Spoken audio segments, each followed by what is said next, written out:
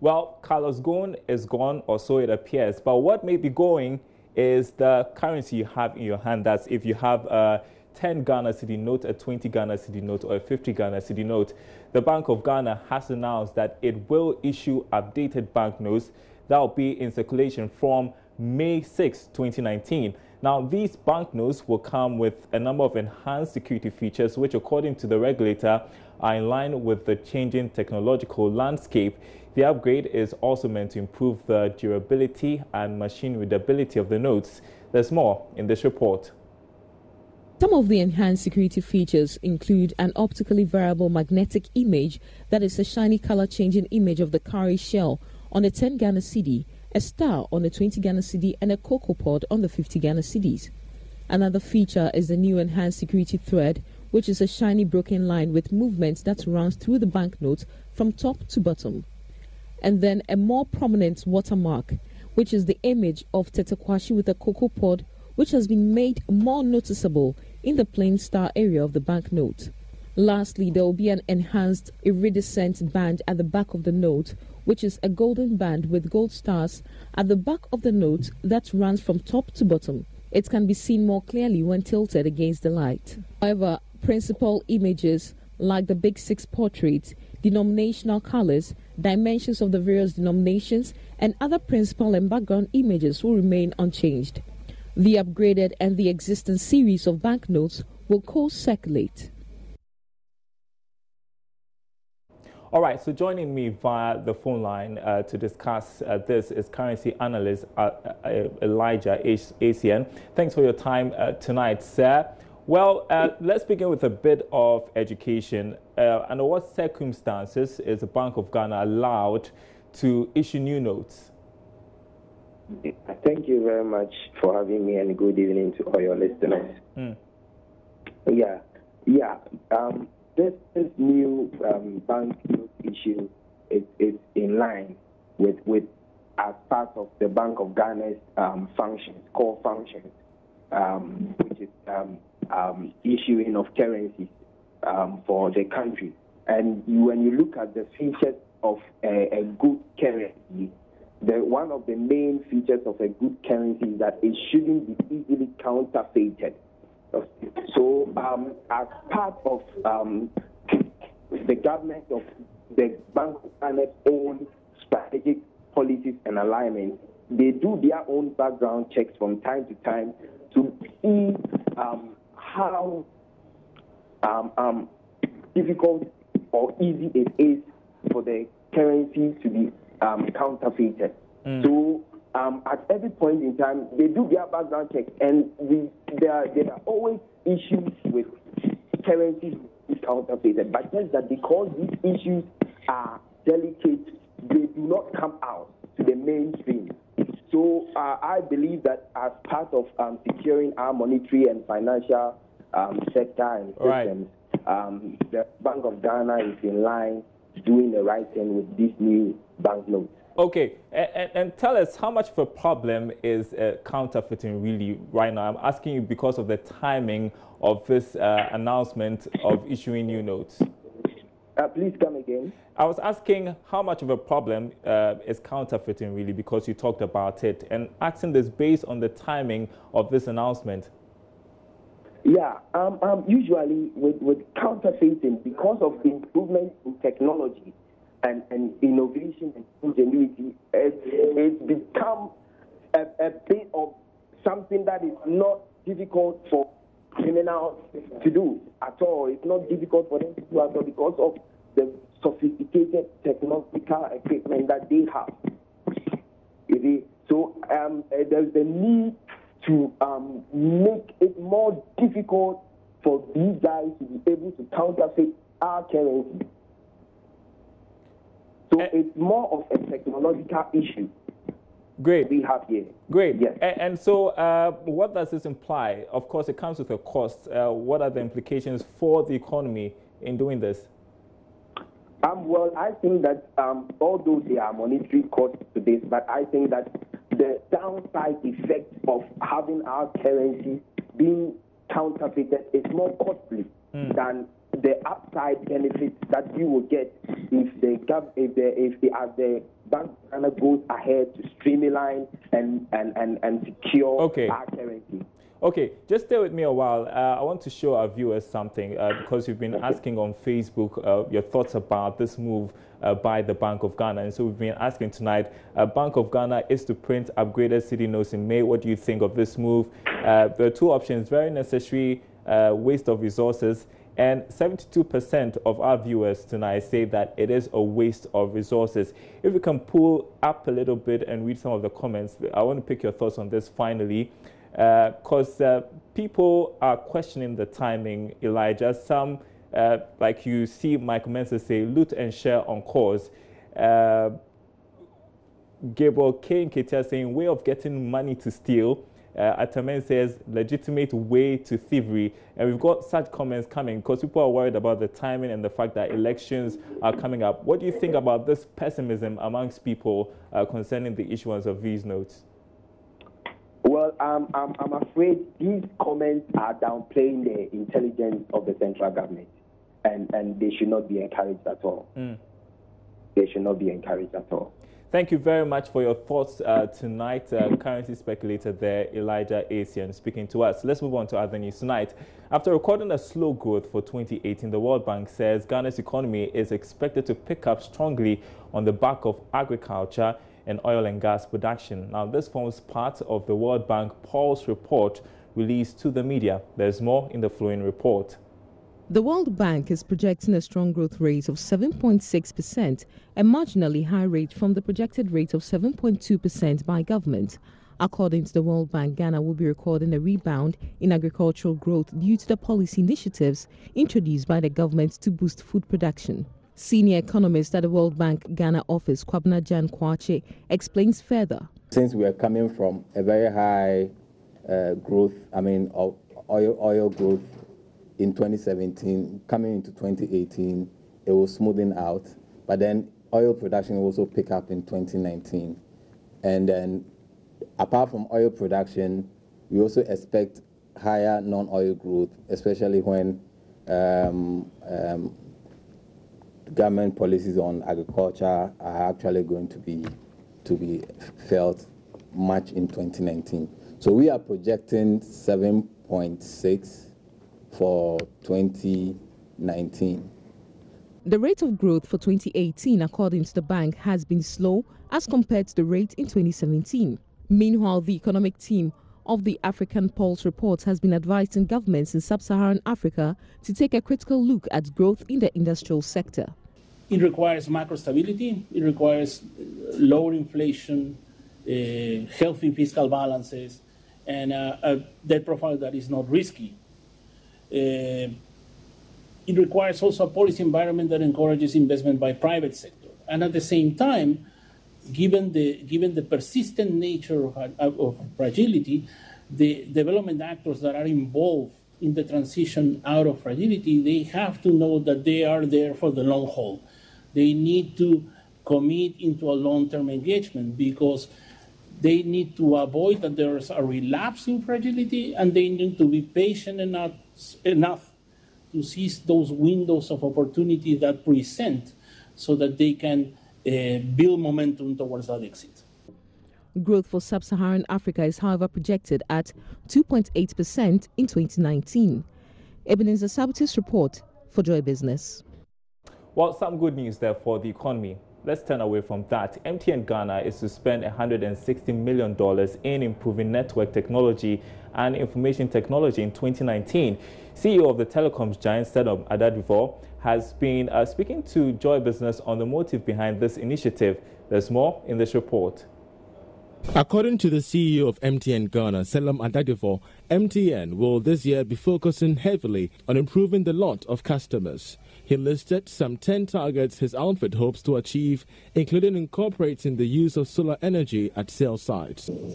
This is just the start. There will be several other menus that we update and upgrade over the course of the year to simplify the accessibility for our customers and use of our products and services. After his address, Joy Business interacted with the CEO, who says MTN Ghana will be committing some 160 million cedis to improve service delivery and upgrade its network as it rolls out 4G.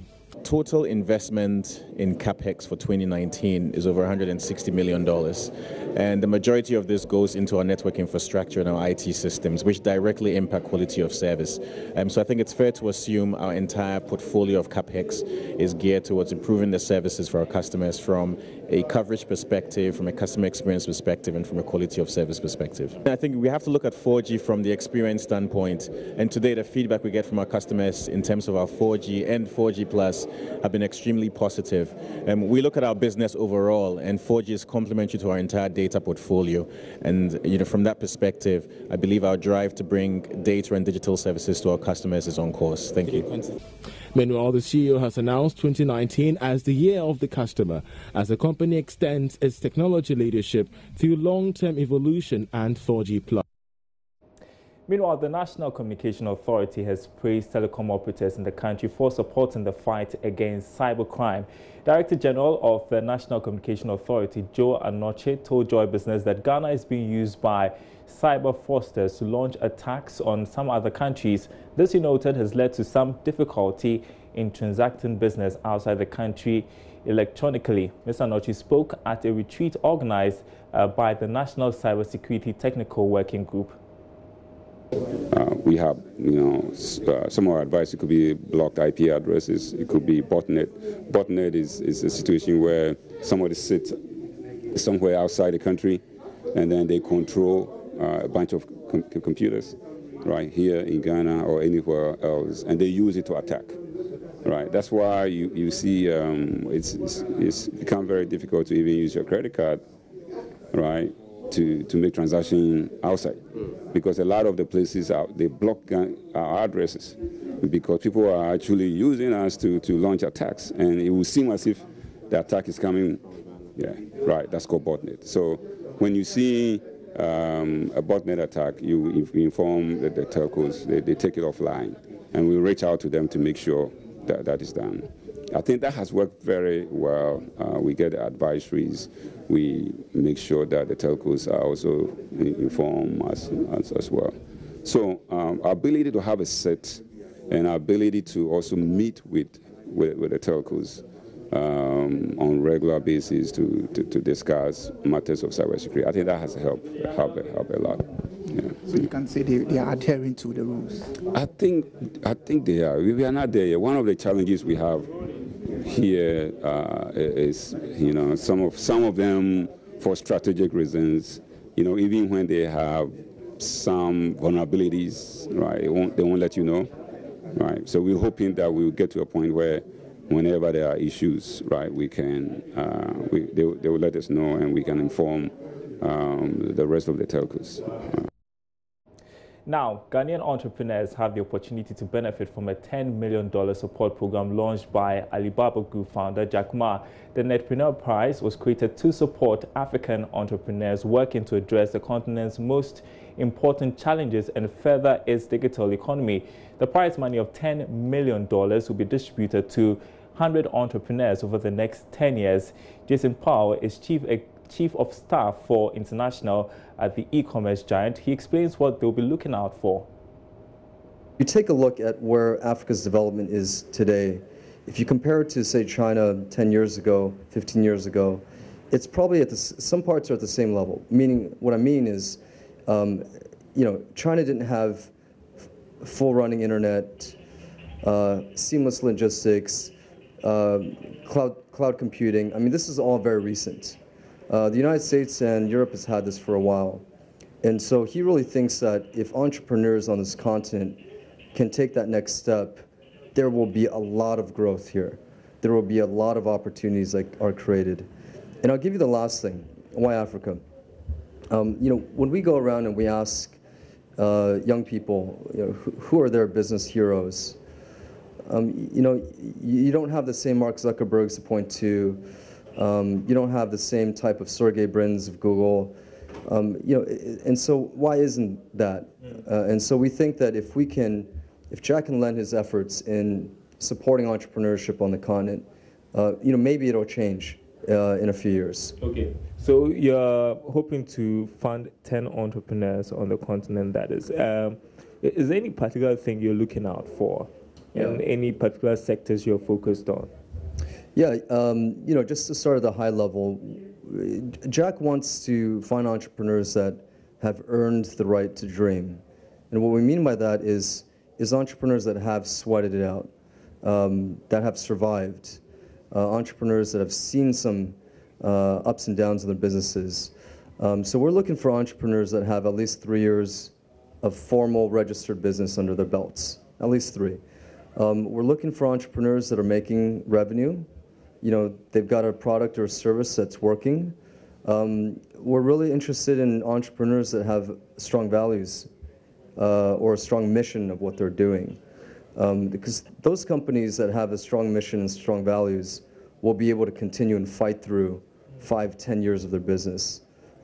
We are very inclusive in what we're thinking about for entrepreneurship. That means this is not only for tech entrepreneurs. This is for traditional industry.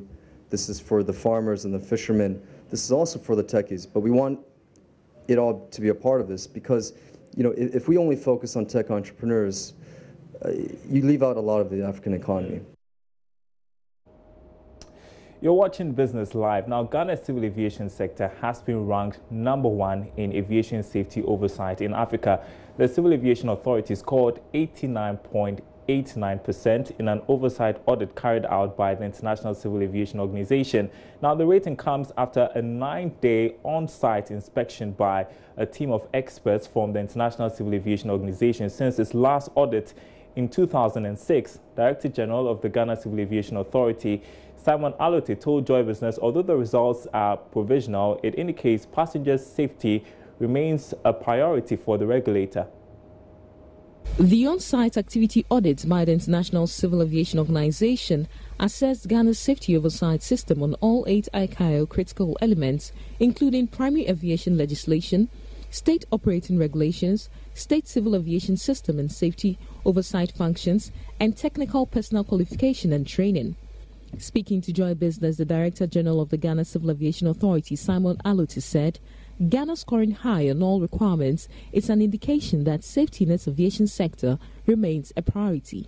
They give Ghana a high ranking of 89.89%. It's a provisional ranking because this course will have to be validated at the headquarters in ICAO. But that ranking of 89.89% puts Ghana as #1 in terms of safety compliance in Africa. In other words, Ghana effective implementation of the 8 critical elements of a state's oversight system is 89.89%, nearly 90%, which is ahead of all other African states. And what it means is that the state, Republic of Ghana, has set up a robust civil aviation system which will ensure adequate level of safety on the part of all operators, be it the airline, the airports company, and any other agency within the civil aviation system. So this should give Ghanaians, the traveling public, confidence that for operations in and out of Ghana, we are doing our job very well and their safety and security are assured. On his part, the Minister for Aviation, Kofi Adda, said Ghana ranking top in aviation safety will go a long way to attract more investors to the sector. The findings that will result in the ranking of the country say the whole story about the operations of the aviation sector in the nation. The findings also serve to sell the nation globally as to what level of confidence people should have in what we do.